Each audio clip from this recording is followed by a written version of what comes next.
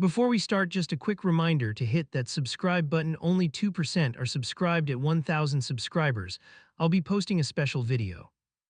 Maya shoved the pregnancy test into my hand and almost missed. I am Hannah, 23, and in that moment I misread everything. The little window was still blank, yet my stomach had already dropped. She kept saying my name under her breath like a warning siren. Her fingers dug into my wrist so hard I felt my pulse jump. She whispered that if it was positive she would disappear somewhere forever. I joked once that she was dramatic. Now I heard real panic. My mind did something petty and stupid and thought of the man first. Not her and not us, just him and the mess wrapped around him. There is your first red flag right there, and I walked past it. He was twice our age and somehow still the center of every thought. Back then I called it love or something close and honestly tried to believe him. The little stick lay on the counter between us like a dare we hated. Maya paced 3 steps, then came back and checked the empty window again. I watched her mouth move without sound and knew she counted the seconds wrong. I wanted to grab her shoulders and reset the whole stupid universe somehow. Instead, I leaned on the sink and tried to sound like the calm adult here. You are probably late from stress. It happens when your body freaks out. I heard myself feed her the same tired line people had used on me. The words sounded thin in that space, and even I did not buy them. Later I would replay that speech again and again and hate my own voice. In the moment, though, I just needed her to stay upright long enough to decide. If she collapsed now, Ethan would still exist and she would feel smaller. I kept thinking that as long as she breathed, we still had choices. Do you know that stubborn hope that if you act calm, the disaster shrinks? Maya avoided his name. I could feel him crowding the room anyway. You should tell him, I said, and added that he deserved to know. Her eyes snapped up like I had slapped her, and she shook her head hard. He will tell me what to do, and I do not want that. That sentence landed heavier than the test, and I pretended not to notice yet. What do you want then? I asked and tried to sound neutral. Her hands went to her stomach like it already hurt, and she just shrugged once. I do not know, I just know I cannot let him decide for me. The timer on her phone buzzed against the counter and we both froze. For 3 seconds neither of us moved, and I hoped it stayed blank forever. Then Maya lunged forward and I watched her shoulders instead of the plastic window. She made this tiny sound that was not quite a sob, not quite a word. I finally looked, and there it was, 2 lines clear enough to punch me. My first thought was not oh no or congratulations, it was he really did this. That probably sounds unfair now, and maybe it is, yet that was honest. Maya grabbed the edge of the counter and asked me if I hated her. I told her I did not and that she needed to breathe or she would pass out. She kept insisting that she messed everything up and that I warned her earlier. Her voice cracked on the word warned and something ugly twisted in my chest. I hated that she remembered my warning more sharply than his promises. Back then I still believed I had done my part by pointing out the risk. Now I know how cheap that comfort was and how easy it felt for me. I could walk away from the test, she could not, and that difference mattered. In that bathroom I clung to the idea that advice equals loyalty, and I hid behind it. Maya sank to the floor and pressed her forehead to her knees and stayed silent.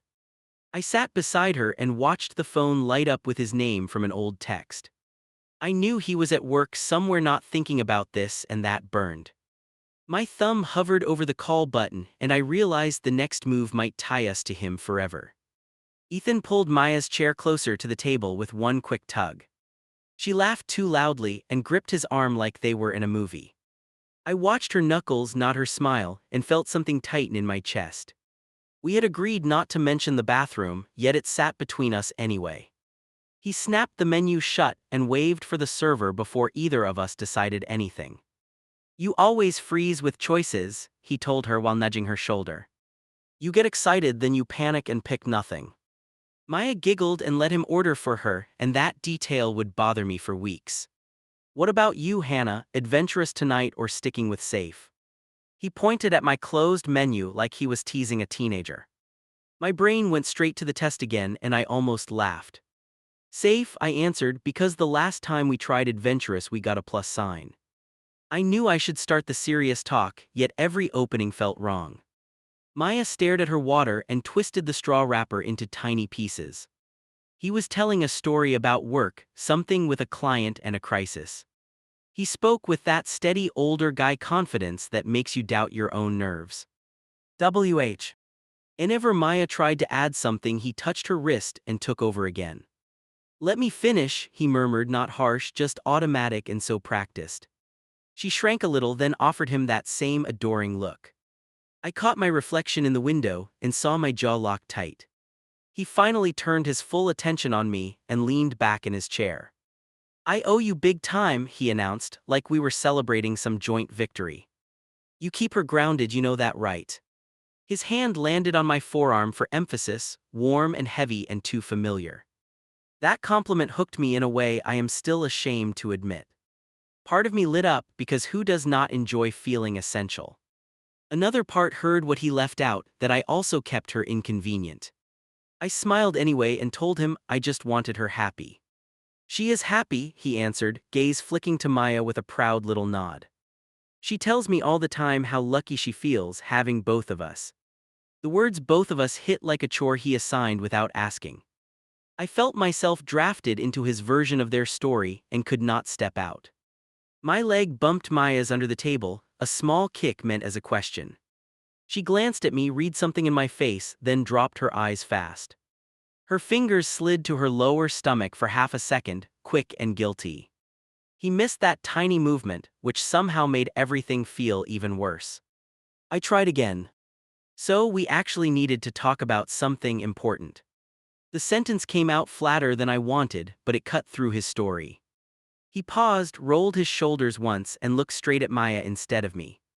Is this about money, or your job, or what? He listed options like items on a menu, already bored with each one.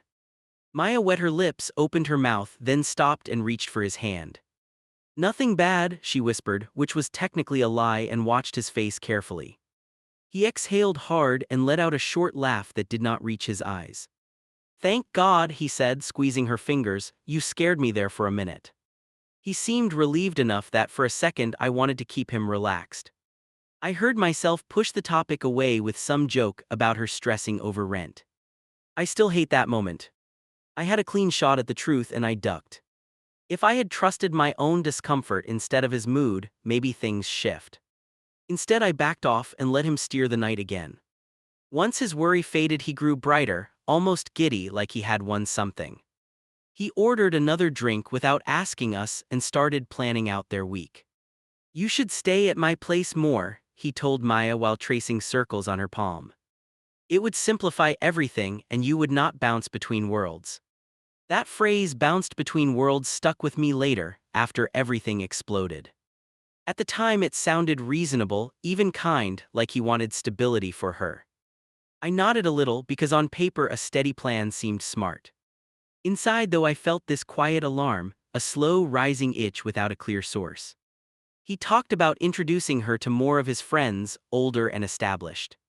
People who can guide you, he added, giving me a quick glance across the table. Less chaos, more structure, you know. The word structure landed on my side like a polite insult dressed as concern. Maya rushed to agree with him, promising she could be more organized.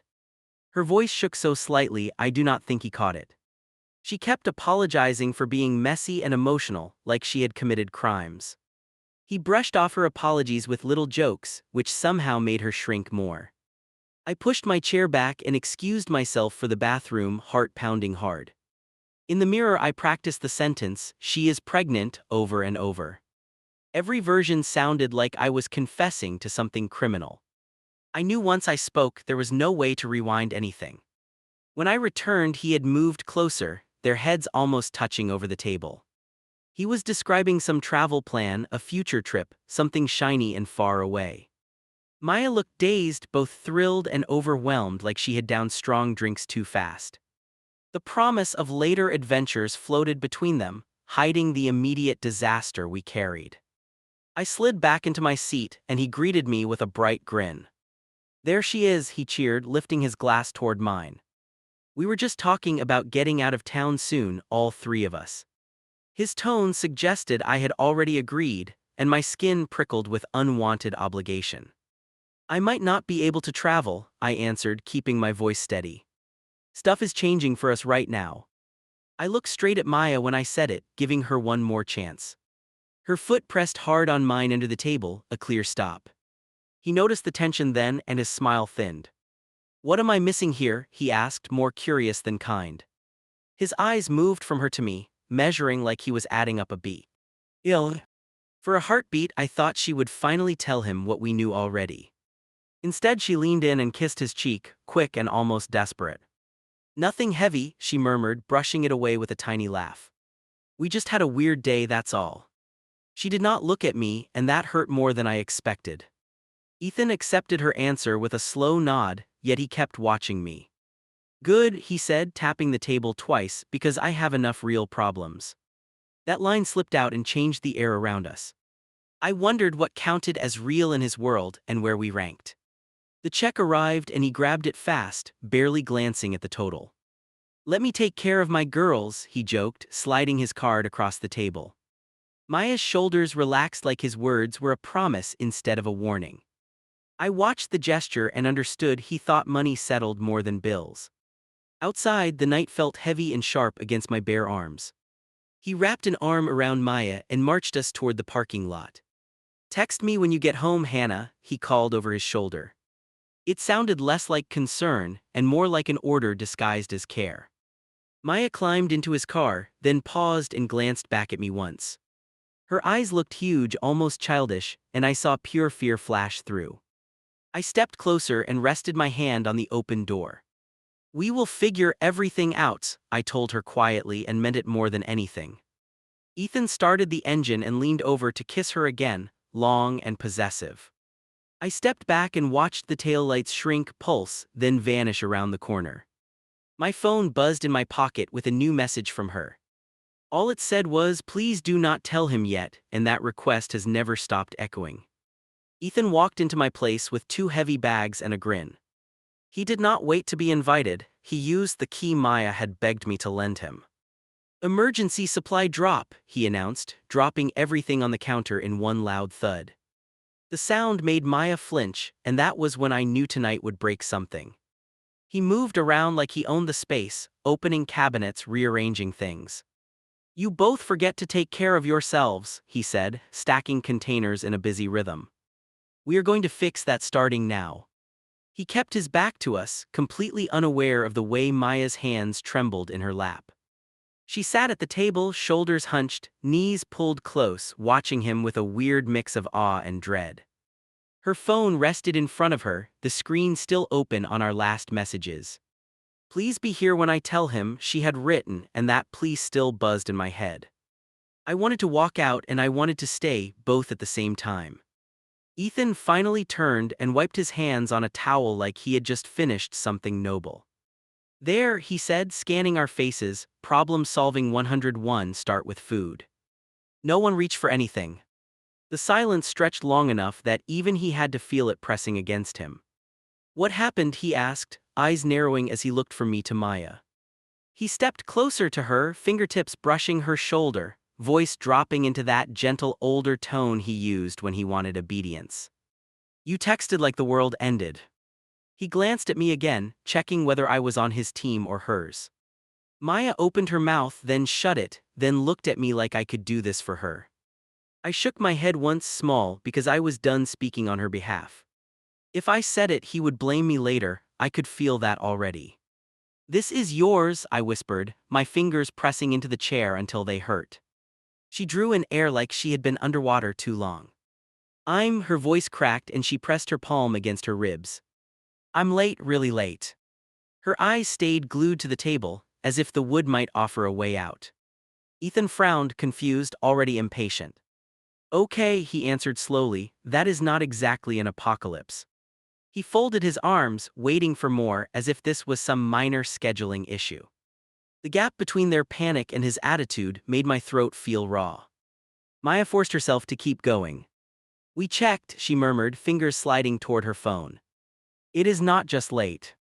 The last word faded, and she finally lifted her head to look him in the face. Something in his expression changed fast, too fast.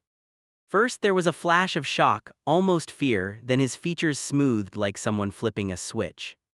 "Wait," he said, swallowing hard, "are you telling me you are pregnant?" The second he used the word out loud, the air in that tiny room felt heavier. She nodded once, tiny, like she wished the answer could be undone. His jaw tightened for a heartbeat. I caught that, then a big bright smile appeared. "Wow," he exhaled, stepping back as if trying to see her from a distance. "That is huge, that is incredible news." The pauses between his words gave him away more than the words themselves. "Is." He crossed the room again and pulled her up into a hug that looked almost staged. Maya melted into his chest, clinging like she had been waiting for that exact reaction. Over her shoulder his eyes met mine, and I saw pure calculation. "I thought you were about to tell me you were leaving," he joked, squeezing her waist. "Instead you dropped this on me." He sounded half thrilled, half trapped. Maybe I am being unfair remembering it that way, but it still rings true. Maya pulled back, wiping under her eyes with the backs of her fingers. "Are you mad?" she asked, voice barely above a breath. She stood there like someone awaiting a final verdict. That question hit me harder than anything else because it should not have been necessary. "Of course not," he answered, touching her cheek with his thumb. "I mean, the timing is wild, but we can handle wild." His gaze slipped to me again, quick, like he wanted me to confirm that. I stayed silent because I could not lie for him anymore. He turned to the counter, rummaging through the bags like a man on a mission. "We will need proper meals, vitamins, all that," he muttered, pulling things out in a rush. "I have done this before, I know the drill." That little reminder of his other life hung there, sharp, and neither of them addressed it. Maya's shoulders loosened, her mouth twitching into a shaky smile. "I was so scared you would tell me to get rid of it," she confessed. Her hand drifted toward her flat belly, almost protective now. He heard that and his posture shifted, just slightly, like he had not yet decided. "Hey," he replied, laying both palms on the table between them. "I would never force you into anything like that." He leaned forward until his face was inches from hers. "But we will talk through every option like adults because this affects more than one person." That last line came with weight, and I saw her flinch. He had not raised his voice, yet the emphasis on more than one person was clear. It meant him, his plans, his image, all the things we never saw fully. My stomach knotted because suddenly I realized we were stepping into his juggling act. He straightened and finally addressed me. "You are in this with us now," he said, almost amused. "Congratulations, Auntie." The word landed wrong, like he was assigning me a role I never agreed to play. "Have you told anyone else?" he asked, eyes narrowing again. Maya rushed to answer. "No," she blurted, "only Hannah, I wanted you to hear first." That quick rush to reassure him made me want to shake her. He relaxed at once, shoulders dropping, mouth curling into another controlled smile. "Good," he replied, nodding. "We keep this between us until we have a plan." Privacy sounded smart, yet somehow it felt like another cage closing. "Your family will freak out," he added, turning back to the food. "Their generation always freaks out." He sliced the air with one hand, dismissing people he had never met. I thought about how easily he rewrote entire groups when they might disagree with him. Maya watched him like he hung the moon, eager for his guidance. "I want you there with me," she whispered, moving closer again. "When I go to the doctor, when we figure things out." Every time she said we, I wondered if he heard we or her. He promised everything. "We will look at places with more space," he went on. "We will check numbers, see what makes sense, do this right." I noticed he kept saying "we will" without once saying "I want this child." While they stood wrapped in that half-hopeful bubble, my phone buzzed in my pocket. I checked it under the table, grateful for the distraction. A coworker had sent a group message about a last-minute shift swap. I accepted quickly, not knowing that switch would show me a different version of his life. 2 days later I walked into work on that swapped shift, already drained. The building felt strangely quiet, most people in a meeting down the hall. I dropped my bag at my station and tried not to replay his promises. It took less than an hour for everything to tilt again. During a break, I scrolled through my phone to avoid thinking. "Look at this chaos," my coworker Lauren laughed, leaning over with her own screen. Our management retreat last month was a mess. She shoved her device into my hand before I could prepare for what I might see. The photo showed a group of managers crowded together, all fake relaxed. Near the center, there he was in a pressed shirt, laughing hard at something. His arm wrapped around a woman his age, close, familiar, nothing hesitant there. On her hand resting against his chest, a ring flashed, simple and obvious. My vision tunneled for a second and my grip nearly slipped. "Your boss looks different outside the office," I managed, trying to sound casual. Lauren snorted. "Yeah, Ethan's always on when his wife is around. He plays the devoted husband card hard." Wife. The word hit like actual impact. So blunt I almost laughed out loud. I studied the woman's face, the easy way she leaned into him like she belonged. She looked comfortable, established, part of his world in a way Maya never was. "How long have they been married?" I asked, keeping my tone light. Lauren shrugged. "Forever, I think," she replied, taking her phone back. "They are the company couple, everyone jokes about it, why?" I muttered something about recognizing him from somewhere, then walked off before my voice cracked. In the bathroom at work, I gripped the sink and stared at my reflection. I heard his earlier line again in my head. "I have done this before, I know the drill." He had not lied with that part. He had done this before, apparently with vows and witnesses. The lie was everything else. The unfinished divorce he had described like it was basically history. Realizing that made my skin crawl, because now I saw how easily he edited reality.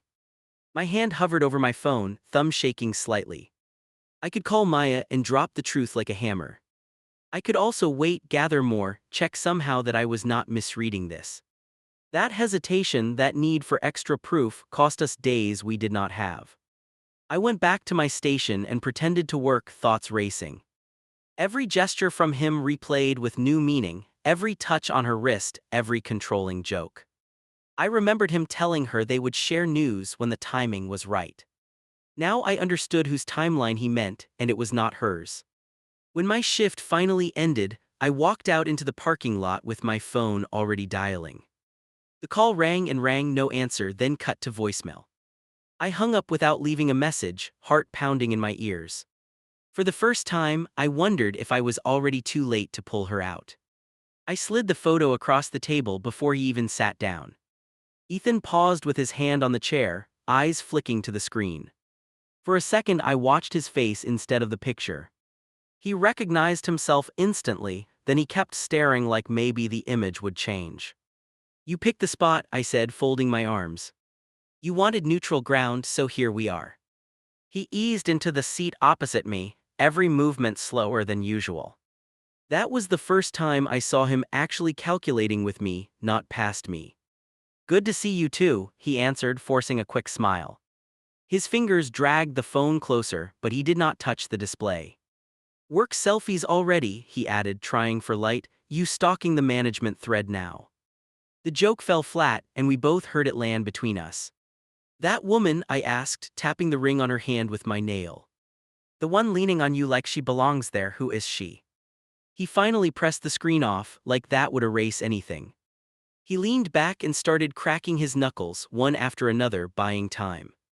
"You know this is not the way to open a conversation," he muttered. "We could start with hello, maybe ask how I am." I just stared at him until the performance dropped. I was done cushioning men through truths they created themselves. "That is my situation," he finally said, gaze drifting past my head.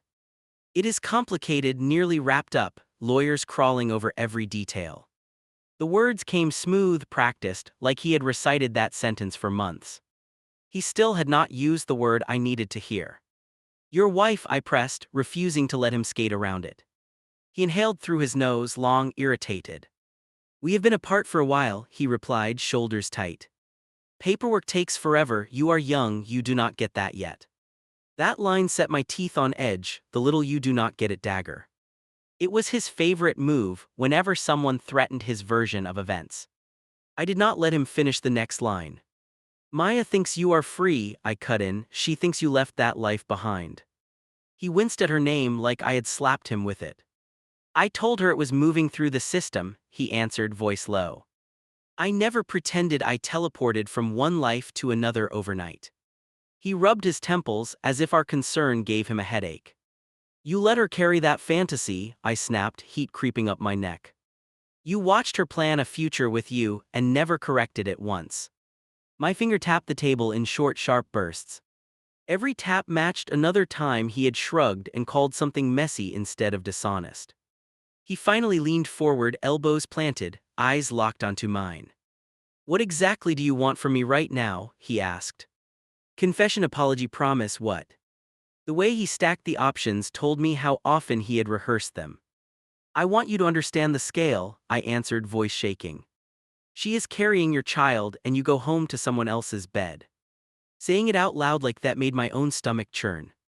His jaw twitched just once, then his features reset like a mask. He exhaled through a tight smile and tapped the table with 2 fingers. Okay, he said slowly, this is clearly upsetting you more than necessary. That line nearly drove me over the edge. Upsetting you more than necessary, like my reaction was the real problem. You do not get to grade my reaction, I told him.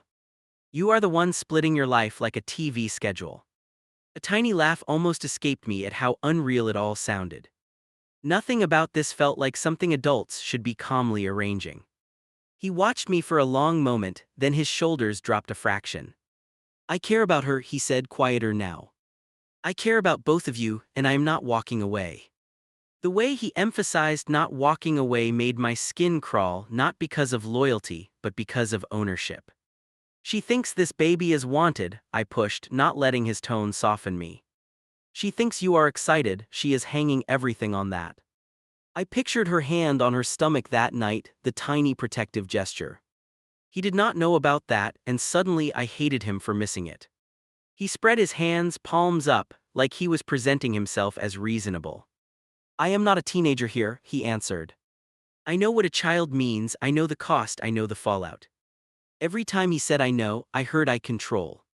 Then his eyes shifted just slightly, and I saw the pivot coming. Have you talked to her about alternatives? He asked, voice softer now. He slowed down on that last word like it might sneak past me easier. My throat tightened because there it was, the thing I had been waiting to hear and dreading anyway. Say it, I told him. If he wanted to bring it into the room, he would have to own it. He hesitated, then met my stare head-on. Ending the pregnancy, he said, finally clean without decoration. The coffee in my hand suddenly tasted bitter, like it belonged to someone else. He watched my reaction like he was tracking data points. Before you jump at me, he added, one hand slicing the air, listen. That word listen has never felt as threatening as it did right then. She is young, he continued, picking each phrase with care. She has barely started, she does not deserve to be tied down. He shrugged, like he was being generous by considering her future. I am older, my life is loaded already, I cannot blow it apart now. There it was, the real center of his worry. Not her body, not a baby, but his existing structure. The house, the job, the marriage he claimed was crumbling but still used. He wanted her to absorb the impact for decisions he had already made. She deserves honesty first, I shot back, fingers trembling around the cup. She deserves the full picture before she decides anything about her own body. He studied me like I was the obstacle instead of the mess he had created. Honesty can destroy people too, he replied, and that line chilled me more than anything else. How much, I asked, the question spilling out before I could stop it. It surprised both of us. What, he frowned, thrown off for the first time since he arrived. How much do you plan to offer her to make this go away? He leaned back, eyes narrowing now, guard slipping. I am not trying to buy anyone, he answered a little too fast. I am talking about support, medical costs, time off work, all that. Each listed item sounded like part of a transaction, not care. Just say it, I pushed again because dancing around it was worse. You want to hand her an envelope and call it mercy. His mouth flattened into a hard line. I am willing to be generous, he replied, if everyone stays quiet while we sort this out. There it was, clear as day. Not just the clinic, but the silence he needed wrapped around it. You want me to help, I said, voice low. You want me to push her into something that protects you. My own words made my hands shake under the table. He leaned forward again, brushing crumbs away like they bothered him more than my disgust. She listens to you, he reminded me, eyes sharp now. You are her reality check, you are the one who keeps her from spiraling. He was flattering me and weaponizing that at the same time. If you tell her this is too much right now, he continued, she will believe you. He waited for that to sink in, giving me a tiny nod. You can help her keep every door open, not slam them shut at 19. He made ending the pregnancy sound like the responsible path, like I would be doing her a favor by guiding her there. I stared at him and realized he had drawn me into his equation from the start. Every dinner, every compliment, every little I owe you had been building to this. He did not see me as her friend, he saw me as leverage. Once I saw that, something inside me clicked into place and refused to move. If she asks me what to do, I said finally, I will tell her to choose for herself. My voice steadied as I spoke. And I will tell her everything you just laid out, including the woman in that picture. Eh. His jaw clenched so hard I heard his teeth grind for a second. You are overreacting, he snapped, the calm veneer fracturing. You are turning a complicated adult situation into some villain story. He raked a hand through his hair, messing it up for the first time since I knew him. That photo is old, everyone at work knows about us, nothing about that changes how I feel about Maya. Old or not, I answered, it changes what she thinks she agreed to. I pushed my chair back a little, not enough to leave yet, just enough to breathe. You want her to handle all the consequences while you keep your safe life intact. Saying it out loud like that made the whole dynamic impossible to ignore. He watched me with something close to anger now, not just annoyance.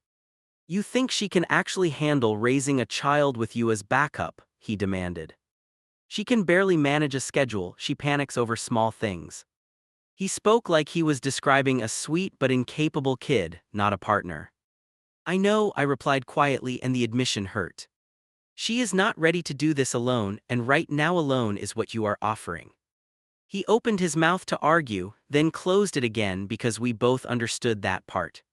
He could promise visits and money, but not an actual shared life. You tell her anything about my marriage before we have a plan, he warned, and you will blow up her entire world overnight. He pointed at my phone, the gesture sharp. She will not just hate me, she will crash in every area of her life. He said it with certainty, like he had seen women implode before and filed it under experience. That was the part that twisted me up the most. He was not totally wrong about the implosion risk. I pictured her face if I showed her the photo with no preparation. I pictured the way she already clung to him like a lifeline. You are asking me to lie by omission, I said, chest tight. Not forever, he replied, already softening his tone again. Just until we figure out the best outcome for everyone involved. He made best outcome sound like a math problem instead of a person's entire life. I stood up before he could roll out another version of reasonable. The chair scraped across the floor, loud enough to make him glance around. I am not part of your damage control, I told him, hand gripping the backrest. You created this, you can own it, I am done covering for you. He rose too, slower, searching my face for any sign of surrender. If she keeps it, he said quietly, I will be there as much as I can. It was the closest he came to anything resembling commitment. Even then, the phrase as much as I can rattled around my head like a warning. I picked up my phone, the screen still dark, the photo hidden again. You have one advantage left, I told him. You can be the one to tell her the truth before I do. His eyes flashed, and for the first time he looked genuinely uncertain. Walking out of that place, my hands would not stop shaking. I knew I was about to detonate her version of love either way. Either he confessed and shattered it himself, or I did it from the outside. Every step toward the door felt like walking toward a choice I could never unmake. I knocked until my knuckles hurt, then almost turned around. The door opened fast and Maya stood there with her phone in her hand. Her eyes were swollen, not from sleep, from something harsher. Did you talk to him? She asked, before I even crossed the threshold. I stepped inside and closed the door with my heel. Yeah, I answered, dropping my keys on the table, I did. My voice sounded wrong in my own ears, thin and rough. She froze in the middle of the room and waited like a defendant. What did he say? She pushed, fingers digging into her sleeves. She tried to smile and could not hold it. Is he still okay with everything? Is he freaking out? What? Every word piled on my tongue until I almost choked. He left something out, I said. That was the soft version, and I hated myself for it. She blinked slowly, trying to process, then shook her head once. Left what out? There is nothing else to leave out. I pulled my phone from my pocket and unlocked it with clumsy hands. My thumb hovered over the photo for a beat too long. One tap and there he was, arm around that other woman. I turned the screen toward her and watched her face, not the picture. At first she just frowned, confused. Who is that? She asked, stepping closer, squinting at the ring. Then she recognized his smile, the easy way he held the other woman. Her whole body went still, like even breathing would change something. That is his coworker, right? She tried again, reaching for the hope. Some office thing, some old photo, I do not know. I swallowed hard because this was the point where I could still back down. He called her his wife at work, I said, present tense. Her hand flew to her mouth and stayed there.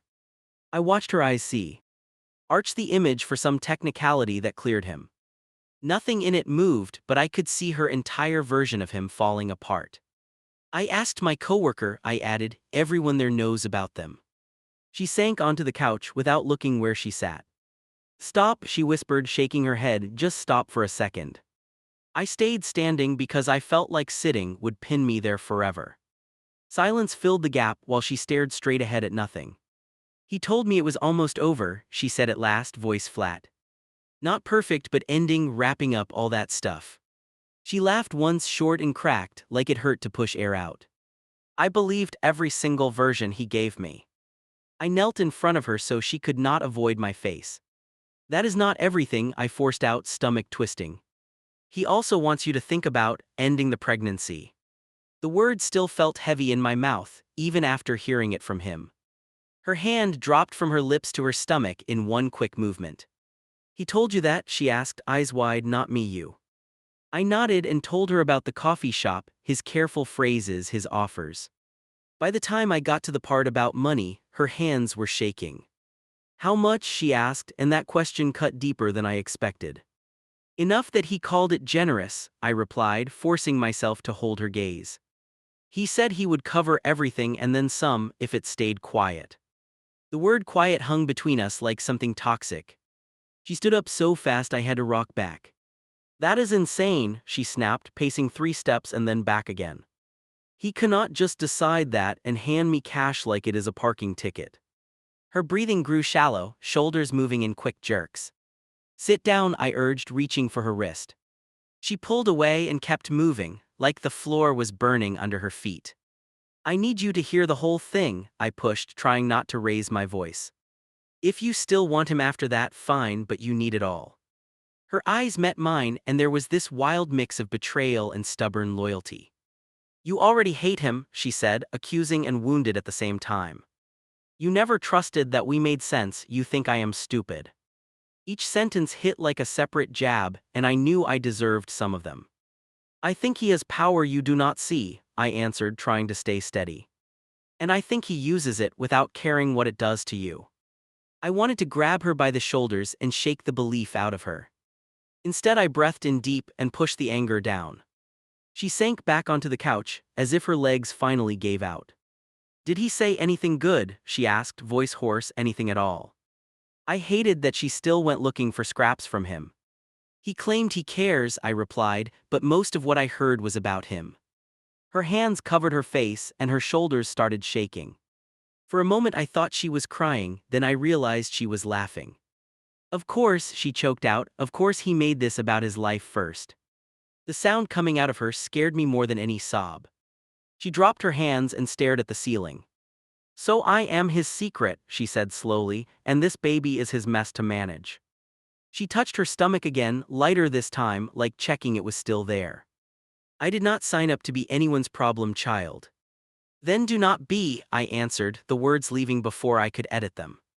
You still get to choose what happens next, with or without him. As soon as I said it, I realized how big that promise was. Choice sounds nice, until you remember it also means responsibility. She turned toward me, eyes red and unusually clear. If I keep this baby, she asked, will you stay? My throat closed and my vision blurred for a second.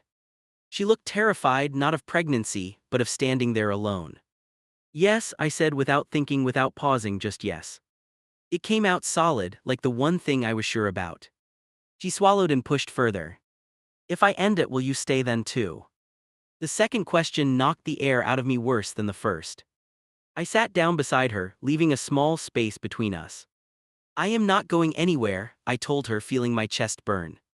Whatever you decide, I live with you through it. She stared at my hands for a long time. Do you think I should do it? She asked finally, really do it? My brain screamed with all the things Ethan had said, all his reasons. Out loud, I took a different path. I think you should picture both futures, I answered slowly. One where you walk into that clinic, one where you do not. Then ask which one you can wake up with every morning. It was the closest I could get to honest without steering her. She closed her eyes and leaned her head back. I already know, she whispered after a moment, I just hate that I know. A tear slid down near her ear, and she did not wipe it away. I keep seeing a kid, not an appointment slip. That was the first time I let myself see it too. Not just a problem, not just a test result, but an actual person. I saw Maya older, exhausted, laughing with someone smaller who had her eyes. The image scared me and warmed something inside me at the same time. Then you call the doctor, not him, I said. We find out what you need and we do it ourselves. My heart pounded because I could hear Ethan's voice in my head screaming about consequences. I pushed that aside and focused on the hand gripping mine. Maya reached for her phone and stared at his name. She hovered over the call button, thumb trembling. Maybe he deserves to hear this from me, she muttered. I watched her battle play out right on her face. If you call him, I warned, he will talk you in circles. You know how he gets, you have seen it. She tightened her grip on the device like it had turned into a weapon. I want to hear him lie to me one more time, she said, voice cold now. She hit call before I could stop her. The line rang twice, then he picked up with his usual smooth tone. Hey kid, came through the speaker, too casual for what he had done. Maya flinched, but she did not end the call. I know about your wife, she said, skipping any greeting. The silence on his end lasted just a little too long. Then his voice arrived, slower, more careful. Where did you get that from? He asked, sharp under the calm. I saw the photo, she answered, fingers digging into my knee. I heard it at your office, everyone knows I was the only one who did not. Her words shook, but they still landed strong. On the other end, he exhaled like someone had punched him. Maya, it is not what you think, he started, sliding straight into his usual pattern. It is old, it is complicated, it is basically done, I was going to explain. I could hear the speech I had already heard once. This time, she did not let it wash over her. You were going to explain after what? She cut in, raising her voice. After I got rid of this, after you rearranged your calendar. He went quiet, then tried a different angle. I care about you, he insisted, I am just trying to protect everyone. Stop saying protect, she snapped. You mean protect yourself. Her breathing picked up short and harsh, but she kept going. I am keeping this baby with or without you, and I am done hiding. The line crackled with the force of his next inhale. That is a huge mistake, he warned, words clipped now. You are not thinking long-term, you are reacting, you will regret this. Hearing him try to reshape her fear into obedience made my hands curl into fists. I regret trusting you, she answered, voice low now. That is enough regret for one lifetime. He started to talk again, faster this time, throwing out plans and offers. Maya pulled the phone away from her ear and stared at the screen. I watched her thumb hover over the red button, shaking. Do it, I whispered, unable to hold back. Her eyes met mine, full of hurt and something fierce. She hit end, then blocked his number with 3 quick taps. For a moment the quiet in that room felt unreal. Then the reality of what she had done hit her, and she folded into me. I just blew up everything, she gasped, clinging to my hoodie. I wrapped both arms around her and tried not to cry too. That woman already existed, I said into her hair. You did not break his life, you just stopped cooperating with the secret version. I was not sure if I fully believed my own words yet. But I knew she needed a different story than the one he gave her. The next days blurred into a series of practical moves. Calls to a clinic for prenatal checks, not procedures. Looking up resources I never thought I would need this early in my life. All while checking the door because some part of me knew he would not disappear quietly. On the third day, the pounding started. Heavy fists on the wood, voice muffled but unmistakable. "Hannah, open up," Ethan shouted, anger punching through the barrier. Maya froze in the hallway, one hand on the wall, eyes huge. I pressed a finger to my lips and motioned her back. He kept knocking, calling both our names now, alternating between calm and rage.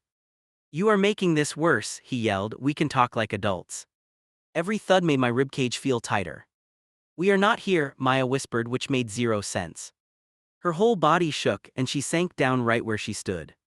I crouched beside her while the banging continued.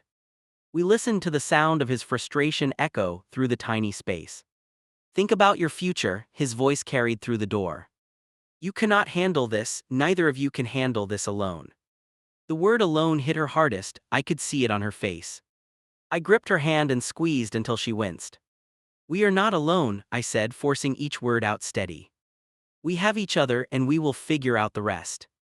It sounded fragile and brave. At the same time. She nodded once, tears sliding down, lips pressed tight together. After a while the noise stopped. We heard footsteps fading, then nothing. I did not move for a full minute, waiting to be sure. Only then did I let out the breath I had been holding. He came back the next day with a softer tactic. This time he slid notes under the door, corners scraping the floor. Promises of support, lines about lawyers, words like stability and responsibility. Maya refused to touch them, so I scooped them into a drawer. The third visit never happened. I do not know if his wife caught on or if work tightened around him. Maybe he finally realized we were not opening that door. Either way, the hallway stayed quiet, and the quiet felt earned. Now I am here on the couch again, months later.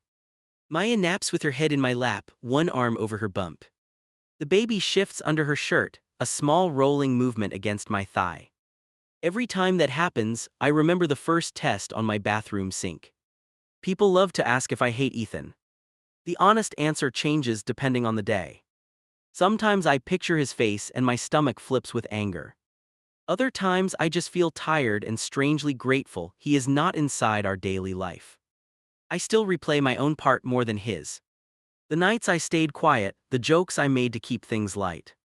The way I liked being called the grounded one while everything slipped out of control. I am not proud of how long it took me to pick a side. Maya stirs and blinks up at me. "Are you still writing that thing?" she mumbles, half awake. "Yeah," I answer, brushing hair away from her eyes. "I am trying to get it down before we start rewriting it in our heads." She snorts softly and shifts, pressing my hand over the moving spot. "Make sure you tell them I was an idiot," she says. "And that you were too, just in a different way." Her honesty stings, but it also feels like oxygen. "Deal," I say, feeling another tiny kick under my palm.